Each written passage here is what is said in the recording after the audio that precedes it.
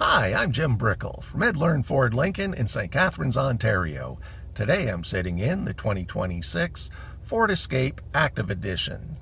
In this video, I'll be going over the infotainment screen and how to get it set up for your personal preferences. Here's the infotainment screen in the 2025 and 2026 Ford Escape Active Edition when the tech package is ordered.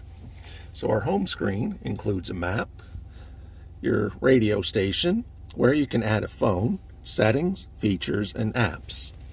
We're going to go to settings. Now under settings, you've got radio, then you've got vehicle.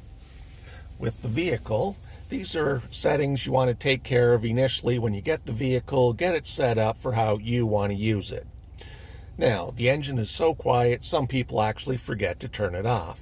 So we've got a 30-minute max idle. You forget to shut it off, the car will shut off by itself. Rear occupant alert. So, unfortunately, some people have been known to forget their babies or pets or something important in the back seat. As a result, you can now have a warning when you're getting out of the vehicle to check for rear seat occupants. If you will never have anyone in the back seat, you can turn this feature off. It will remind you twice a year that it's in the off position and ask if you want to reset it. After that comes your onboard modem serial number and remote start setup. So with the Ford app or with your key fob, you can remote start the vehicle as long as you get it set up here in the settings. So remote start is available. Now you've got a choice on your climate controls, seats, and steering wheel. Do you want it to go automatically come on, or would you like to go to your last settings? In this particular case, I've got all climate controls off, so last settings would be everything stays off. In automatic, it's cold out, the heat would come on, hot out, the cooling would come on. And then duration. Would you like, if you use remote start, do you want it to run for 5, 10, or 15 minutes? The choice is up to you. After remote start, we have wipers. Rear wiper on when in reverse. So if the front wipers are going and you put the vehicle in reverse, do you want your rear wiper to automatically come on? Courtesy wipe. Windshield wipers will provide a courtesy wipe a few seconds after the initial wipe has been completed to clear excess fluid from the windshield. Some people like it, some people don't. That's why we give you the choice of turning it on or off. After wipers, you have lighting. This vehicle is equipped with automatic high beams. When you're driving at night, the high beams can come on if there's no other cars on the road. It'll totally light up the area for better nighttime visibility. And when another vehicle is detected, it'll instantaneously go back to regular lighting.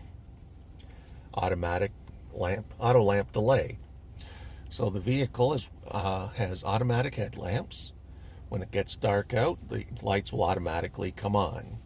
When you shut off the vehicle, put it in park, how long would you like the lights to stay on?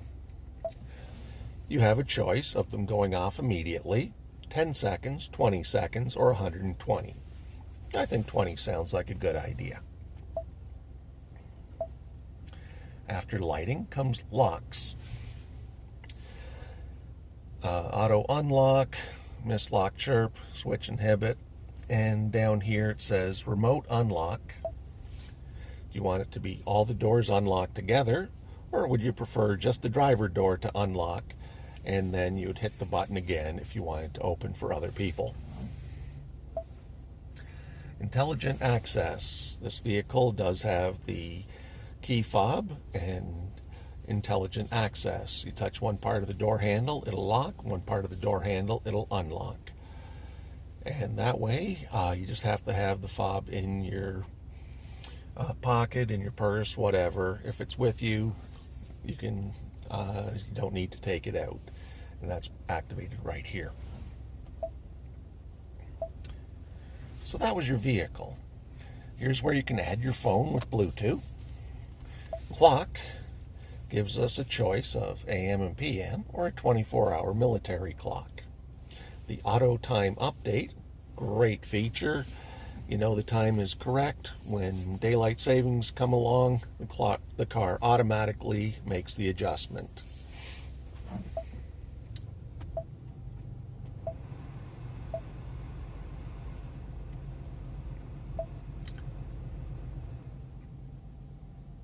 Sorry about that. Now, if you have the tech package, then it'll have connected navigation. Within connected navigation, you have some more choices on things you can set up. So, map orientation. I like the 3D heading up, so you're always driving up on the screen as opposed to having north at the top, but that is an option. Some people like it. I prefer to be driving up on the screen as opposed to right, left, down, curved, who knows where. Then there might be things you want to show on the map. Perhaps you're in a new city. Perhaps you're looking for something specific. You can check off for gas stations, food, parking, ATMs, attractions, shopping, coffee. So whatever you're looking for, you can put that and it'll show up on the map. Now, when you have a destination set, there's 3 different ways you can get your directions. That's under the category of voice. So voice and tone would be a tone followed by the direction, which might be in 500 meters, turn right. If it's voice only, you won't get a tone you'll just hear the voice saying in 500 meters, turn right. And the last choice is tone only. So you would hear the tone, it'll go a beep, and you look at the screen to see what it's telling you to do. I kind of like voice and tone. The tone makes me think I need to listen for something, and then the voice tells me where I'm supposed to be going. Then we have weather. Current weather, weather at destination, and a radar map. Weather information not available. And traffic on map, so you can turn traffic on. That would let you know if there's accidents or if there's road construction. It'll put a little symbol on the map. Then we have more settings. So routing and map preferences. If you plan on using the HOV lanes, the high occupancy vehicles, dynamic reroute. So ask me to confirm when a faster route is available, or automatically reroute when a faster route is available. So once again, you set it up how you want to use the vehicle. Preferred route type. You've got fastest or eco-friendly. You want to get there on time, or do you want to use the least amount of fuel? Breadcrumbs. I find this to be an annoying one. It leaves a little dot everywhere you've been. So I'm going to set that one to off. And so that's what we had under routing and map preferences. So alert preferences, privacy, enable advanced navigation features. Then we have avoid en route. So if you don't want to use the highways, you don't want toll roads, you don't want to go through tunnels, country borders, ferries, whichever things you're trying to avoid, you click off, and when you add in a destination, it's going to route you around those. Side note, if you want to play a prank on a friend when they're not looking, check off avoid highways. The next time they're going on a road trip, they'll wonder why it's going to take them a really long time to get there.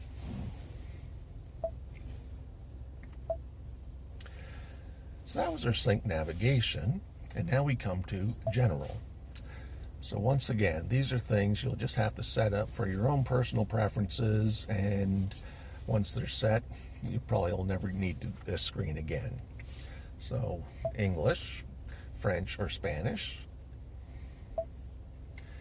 Temperature can be in Celsius or Fahrenheit. Measurements can be miles and miles per gallon. kilometers and liters per 100 kilometers, kilometers and kilometers per liter. You set it up how you want to use the vehicle.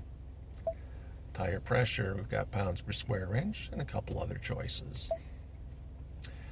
And the touchscreen beep. So it's making that noise every time I tap it. But if you don't like it, you can turn that off. Information about sync, software licensing, send feedback, and reset. When you sell the vehicle or trade it in, you would do a reset that will wipe out your personal settings, your phones, your navigation, so the next person does not have access to that information. Then we have sound. For your sound settings, we've got tone. This is where you can adjust your treble, mid-range, and bass. Slide them across as desired. Balance and fade, where it can go front of the vehicle, back of the vehicle, and where the sound is concentrating.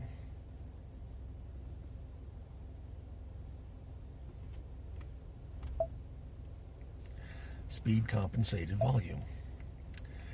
So as the vehicle is going at a higher rate of speed, there's more noise coming into the vehicle. This allows the stereo to automatically go up. And occupancy mode. You can have it set just for the driver or so everyone can enjoy the sound system.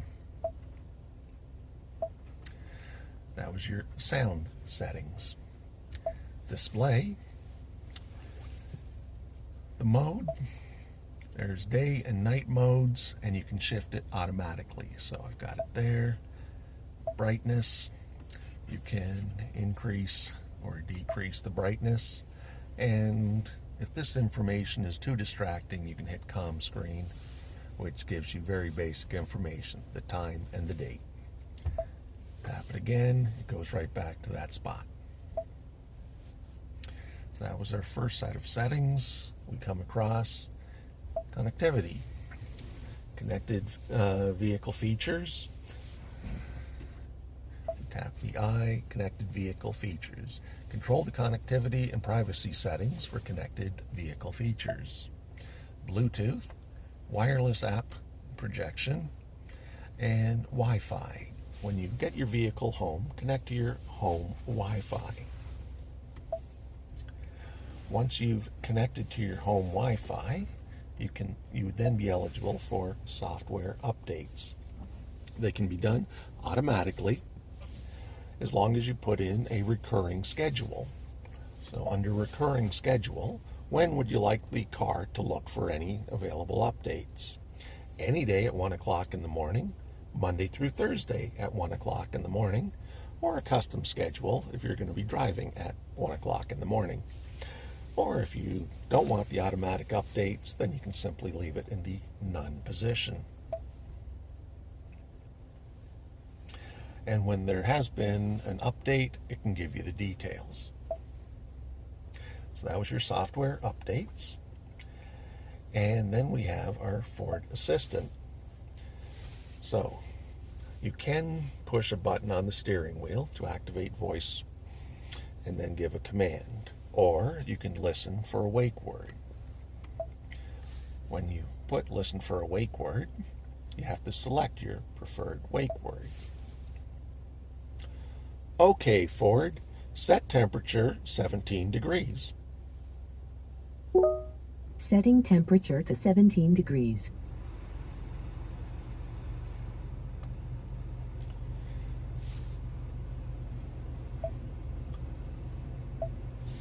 So that was a quick demonstration as to how you can use your voice. That was listen to a wake word, advanced mode, phone confirmation, voice command lists. Displays the list of possible voice commands when you press the voice control button. So that was your assistant. 911 assist when you've paired a Bluetooth device. 911 assist if you're in a collision and the driver airbag inflates. your phone can automatically call 911. If you go to places with valet parking, you have a valet mode. Enabling valet mode will lock the system using a 4-digit PIN selected by the user. The same PIN must be entered again to disable valet mode and unlock the system. So, what it's going to lock out is your personal information, your phone and your navigation. So when you're handing the keys to Buddy in the red jacket, he basically can only park your car and bring it back to you, not know where you live and any other personal information. So that's the settings. When we go back to home, we then go to features. Now, under features, the owner's manual is built right into the vehicle this year. So you want to look up something, instead of paper, it's all digital. You can go to your drive modes here. There's also another spot where you can do your drive modes, and that's a little bit lower in the vehicle. So driver assistance. There's a variety of things that can help your driving. So traction control can be on or off. Cruise control. You have a choice of normal cruise control, where you're just setting the speed. But there's also, with the tech package, adaptive cruise control. You're setting both the speed and the distance to stay behind the vehicle in front of you. You have the option of turning on lane centering. So, as it implies, it can keep you in the center of the lane when the cruise control is on. Then we have predictive speed assist. So, predicts upcoming road curves, turns, or changes in speed limit, and adjusts your vehicle speed accordingly. So, as it says, one of them is the speed limit. If you've got your vehicle set at the speed limit and the speed limit changes, your vehicle is going to slow down or speed up to the new speed limit. It can also make adjustments for going around corners, so the road curves and turns and stuff. The choice is up to you whether you want to turn that on or off.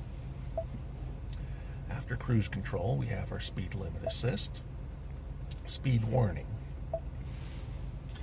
Alert you when the vehicle exceeds the posted speed limit and selected tolerance if supported. To quickly turn the setting off for this trip, press and hold the limiter button on the steering wheel if supported. So, if you like to go exactly at the speed limit and never worry about getting tickets, you can turn that on. If you would rather go at different speeds, that's up to you. And when you do put on the speed warning, it does give you a tolerance. So you don't have to go exactly at it. You can go up to 10 kilometers higher than the posted limit before it's going to give you a warning. Lane keeping system. So you've got a lane keeping system. It's activated on the steering wheel. If activated on the steering wheel, you've got a choice of what it's going to do. So your mode gives you a choice of an alert, which is a vibration in the steering wheel, an aid, where it actually steers you back into your lane, or both. Now, when lane centering is on, it's active over 40 kilometers an hour. And if it's off, obviously it's off. Maybe you just want an alert, a little vibration in the steering wheel, and the intensity, how close to the line do you want to be before it starts reacting. That was our lane keeping system. Now we have pre-collision assist, distance indication. This one's kind of cool. Provides a graphical indication of the time gap between your vehicle and the vehicle in front of you. That sounds like a pretty good idea. Automatic emergency braking. The vehicle can stop itself in certain situations. So, once again, a good thing. You don't want to be hitting into something if it can be avoided. Evasive steering assist, alert sensitivity. Rear view camera delay. This is one of the safety features that I do have turned off. When you put the vehicle in reverse, the rear camera comes on. But if you then shift into drive, you still need to see what's behind you. That's why I've left it in the off position.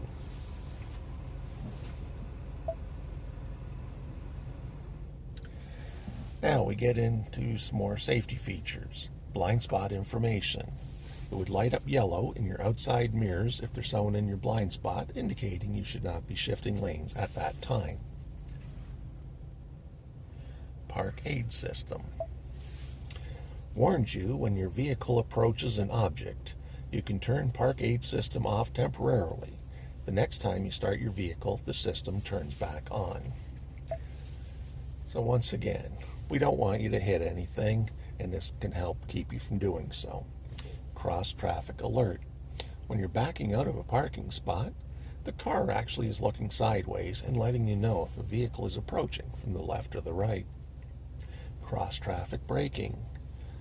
Similar, it knows something is approaching, it can put the brakes on so you don't hit that approaching vehicle. And driver alert. Notifies you if the vehicle detects that you are inattentive. If I'm not mistaken, it displays a coffee cup in your center display and indicating you might need some caffeine and perhaps a little bit of rest before continuing. So that was our driver assistance. You've got your drive modes. So normal, economy, and if you need more information, this mode is turned to help optimize fuel economy, potentially in exchange for reduced vehicle performance and cabin climate comfort. Sport, for spirited and engaging driving, enhances vehicle acceleration, performance, and driving dynamics. Each time you change the mode, you'll get a different display over there, and the display in front of the driver and your cluster will change as well. Side note, if you do put it in the sport mode, the auto stop start will be disabled during your drive, and then slippery conditions as well. So those are your drive modes. And from there, you've got apps, radio, and where you can add a phone. So now we're back at our home screen. If you tap on this one, as I mentioned, I've got the sound turned off. So there's no distractions and there's no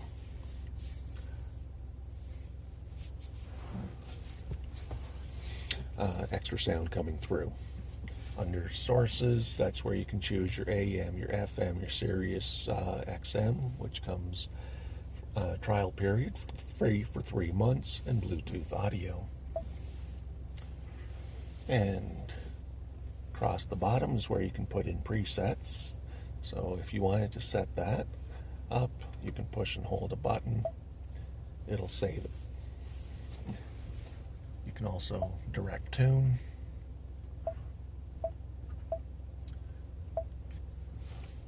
You can type in whatever station you want and go directly there. Now when we go back to home, we also have the map. If we tap on the map, brings it up bigger, and with this one here, it's the entire screen. Now with connected navigation, you must activate the Ford app before this will work. In this case, all it's going to do is show where you physically are, but not how to get anywhere else. Now, also in our center screen, we have our climate controls.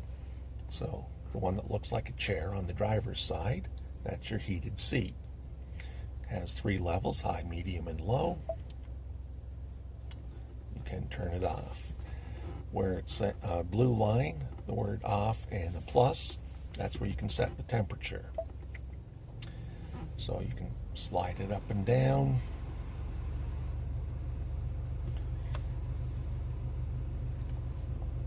The next one over is your heated steering wheel. I believe that's also part of the tech package. Your fan speed, and then where the air is actually flowing. So I've got it set for the panel vents, but I could do the windshield defrost or down on the feet. Or I can also, of course, turn it off.